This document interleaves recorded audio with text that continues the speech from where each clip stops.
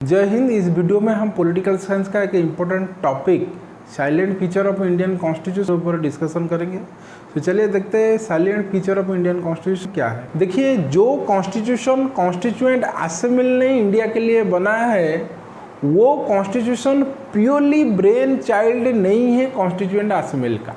Okay, members of constituent assembly by studing different constitution of the world drafted our constitution. Constituent assembly का जो member near about 60 different constitution of the world को study करके हमारा constitution को drafted किया, और जिस country का जो प्रिंसिपल उनको अच्छा लगा उन्होंने उस कंट्री से वो प्रिंसिपल लाकर इंडियन कॉन्स्टिट्यूशन में डाल दिए थे। ओके, सो इसीलिए Indian constitution is called as a bag of borrowing constitution. तो चलिए देखते हैं the silent feature of Indian constitution. देखिए, nearly 75% of the Constitution of India is from Government of India Act 1935। Okay, जो borrowing principle है Indian constitution का उनमें 75% from government of India act 1935। Then देखिए, India opted for a federal government क्योंकि India में linguistic and regional diversity है। Then देखिए, federal form of government is another characteristics of Indian constitution. A federal form of government मतलब distribution of power between centre and state. India में centre को कुछ power दिया गया है और स्टेट को भी कुछ इंडिपेंडेंस पावर दिया गया है। Okay, so federal form of government is another characteristics of Indian constitution. Then देखिए, parliamentary form of government is also another characteristics of Indian constitution। parliamentary form of government मतलब executive is responsible before legislature। then देखिए, another characteristics of Indian constitution is that Indian constitution is called as federal in form and unitary in spirit। so India में both of federal government का कुछ characteristics है और unitary government का भी कुछ characteristics है। ओके, then देखिए, The lengthiest constitution in the world। Indian constitution is the lengthiest constitution in the world क्योंकि जब इसी को ड्राफ्टेड किया गया बाय कॉन्स्टिट्यूएंट असेंबली, इसी में 395 आर्टिकल्स, 8 शेड्यूल्स एंड 12 पार्ट्स था, और अमेंडमेंट होकर ये बढ़ गया है।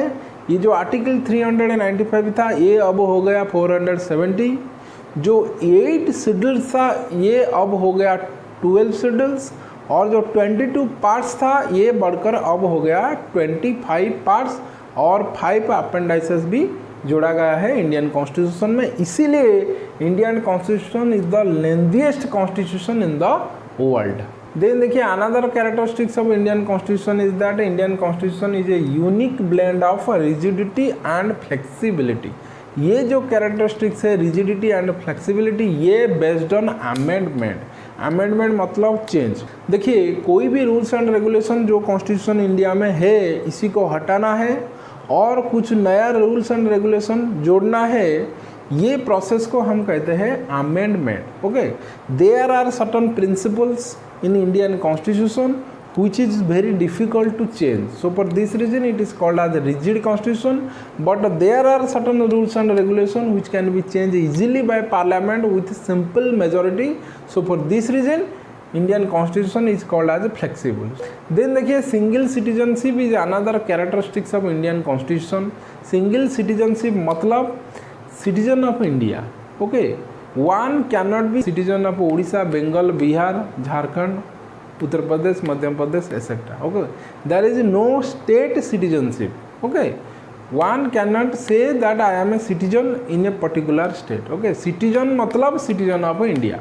Okay, at a time one can not hold two citizen, citizen of India and citizen of a particular state, that is called as dual citizenship like that of America.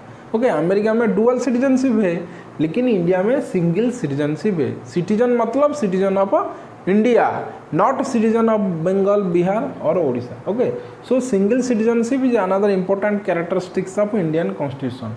और ये जो सिंगल सिटीजनशिप है ये part 2 of Indian constitution में detail में discussion करा गया है, और आर्टिकल 5 to 11। ओके, ये article 5 to 11 cover single citizenship. Okay, ये सिटीजनशिप को हम डिटेल में अलग से वीडियो में देखेंगे। देन देखिए, fundamental rights is another characteristics of Indian Constitution.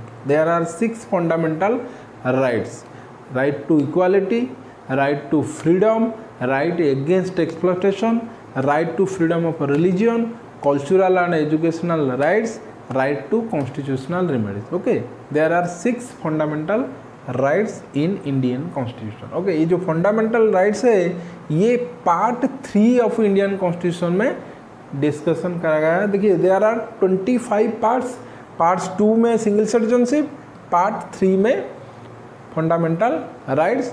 और ये जो फंडामेंटल राइट्स है article 14 to 35 covers fundamental rights. इसी को हम अलग से वीडियो में देखेंगे. देन देखिए directive principle of state policy is another characteristics of Indian constitution. There are 3 basic directive principle of state policy: Gandhian principle, liberal principle and socialistic principle. Okay, ये part 4 में डीपीएसपी डिटेल में discussion करा गया है. और article 36 to 51 cover directive principle of state policy. Okay, then fundamental duties. There are 11 fundamental duties, or part 4A of the Constitution of India speaks about fundamental duties. Okay, or article 51A. This one is important. ये fundamental duties DPSP को हम अलग अलग video में detail में देखेंगे. Then देखिए universal adult franchise is also another characteristics of Indian constitution. Article 326 of Indian constitution speaks about universal adult franchise.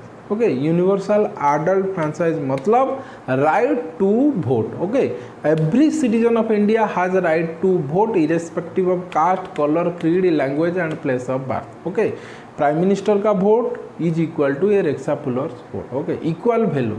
और यूनिवर्सल एडल्ट फ्रेंचाइज ए कहता है vote of a prime minister is equal to vote of a rickshaw puller. Equal status. Vote का जो value है वो कोई भी बड़ा आदमी है और छोटा आदमी है, इक्वल वैल्यू है. ओके, 1 वोट मतलब 1 वोट, ये रिक्शा पुलर हो या प्राइम मिनिस्टर हो. Okay, so this is something about the silent feature of Indian constitution. आज के लिए इतना ही, फिर मिलेंगे नए वीडियो में. तब तक के लिए टेक केयर. जय हिंद.